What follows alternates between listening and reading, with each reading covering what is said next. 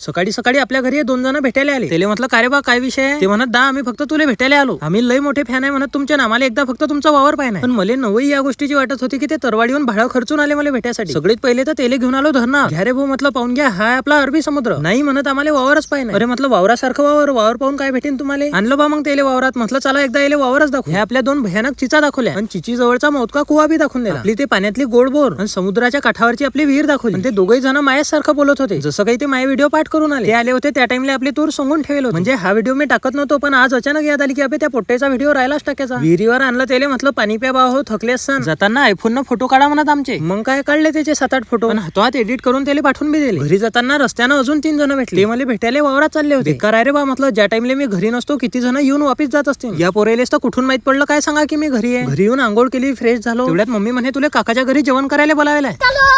काढली आपली स्प्लेंडर आणि रस्त्यानं अजून एका जणाची भेट घेऊन आलो आपल्या बालकू काकाच्या घरी. त्याच्या घरी खंडोबाची वारी होती. मग घरात जाऊन दर्शन घेतलं. काका म्हणत मी नाही हार्वेस्टर घेतलं. म्हटलं काहीच वांदा नाही, पहिले मग गहू देजा काढून की झालं. पंगत बसली, मग बसलो जेवण करायला. फुकटचं नका म्हणू रे, प्रसाद आहे तो. आणि जेवण करून बाहेर आलो तो बुलढाण्याच्या तिकडचे पोरं आले होते मला भेटायला. त्याची भेट घेतली आणि आपली स्प्लेंडर घेऊन निघलो नांदुऱ्याकडे. चला मग आजच्यासाठी एवढंच, भेटू पुढच्या व्हिडिओ मध्ये.